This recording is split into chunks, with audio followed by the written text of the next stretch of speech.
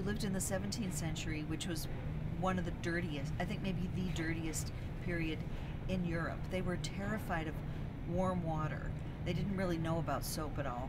They were terrified of water because when the plagues had come in the Middle Ages, their doctors had told them, you get in warm water, open your pores, that's how disease enters your body. So bathhouses all over Europe closed. People for about 4 centuries, depending on where you lived in Europe and your class, people always washed their hands. It was interesting. That is the one hygienic practice that I saw all from the ancient Greeks up to us, where hand washing has become extremely important. They washed nothing else. And they would just dabble, Louis XIV would just dabble his hands in water. He was a super athletic king, lived a very long life, exercised every day. He cleaned himself by changing his linen shirt twice a day. And he and his contemporaries regarded him as a very clean guy because they thought white linen was like a wick. Well, it is, but you wouldn't say you're actually clean after you've worn your white linen shirt. But for those 4 centuries, the best way to be clean and the best way to indicate to your neighbors that you were clean was by a clean white shirt. I think the modern incarnation of what we think clean is really started maybe at the beginning of the 20th century when, believe it or not, until then we didn't really have something that we call toilet soap, that is soap to wash our bodies. We had soap for washing floors, soap for washing clothes, but they were much too harsh.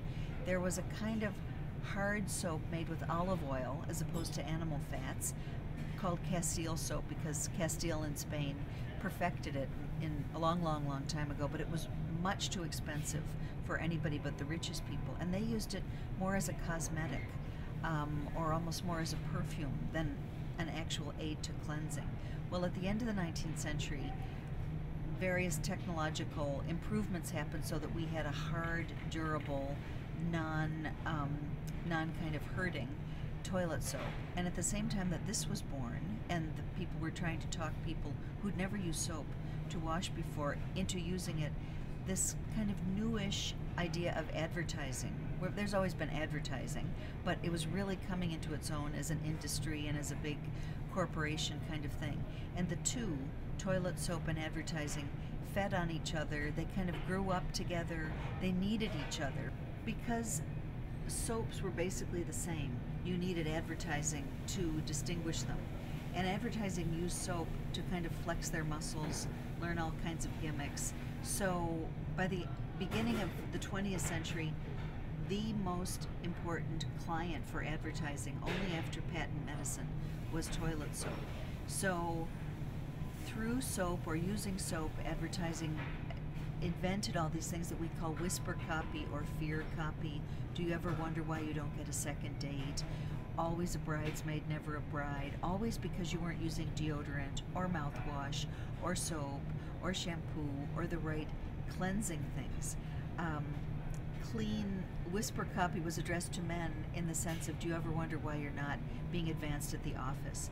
But with women, it was all sex, all getting engaged, all staying married. Our ancestors would pick up a kind of, there were certain plants, abrasive plants or a plant called mallow, that were thought to be very good for wiping that kind of scuzzy, woolly feeling off your teeth.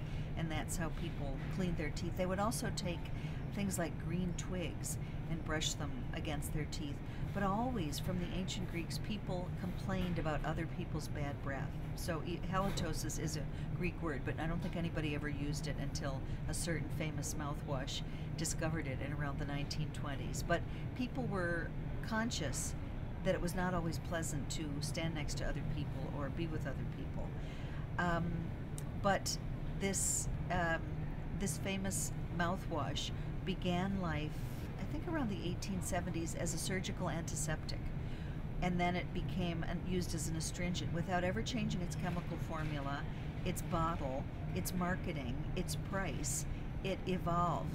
Until around quite late in the 19th century, people lived with sweat, other people's and their own, as just a normal smell of life, like fires or roses or pine forests or garbage or food cooking. And gradually, as the sensibility changed and people decided that was not a good idea, all they really had to stop sweating was first of all water and then this new thing called toilet soap. So early in the 20th century, a doctor was performing surgery, became uncomfortably aware of his own body odor, and as a result of this, he invented a very simple formula involving aluminum and a few other things.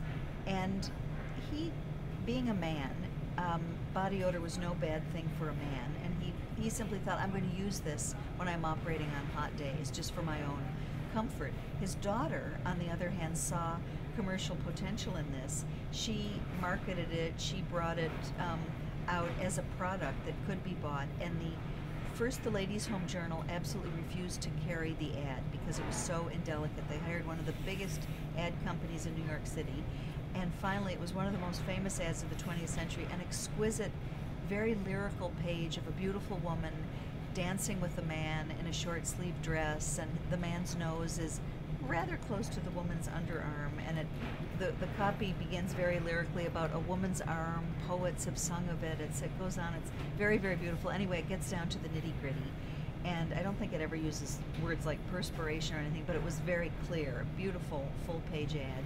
150 women canceled their subscription to Ladies' Home Journal. Some friends of the copywriter in New York, men, wrote to him and said they would never feel the same about him again. But against all this moral opprobrium or revulsion, of course, the new product caught on and became one of the great successful products of the 20th century. I think less and less do we ever want to come into contact with our real human body. A male friend has said that our goal is to smell as if we're not on this earth. So the goal of all these soaps and deodorants and creams and lotions now is to eradicate any smell that we might have as human beings, and then to add on to it the most bizarrely inappropriate smells like mango or vanilla or cloves or cinnamon. It's as if we think we're puddings or cookies or tropical fruits in the middle of a northern winter. But there's something very, very bad, very repulsive now about smelling like a human being.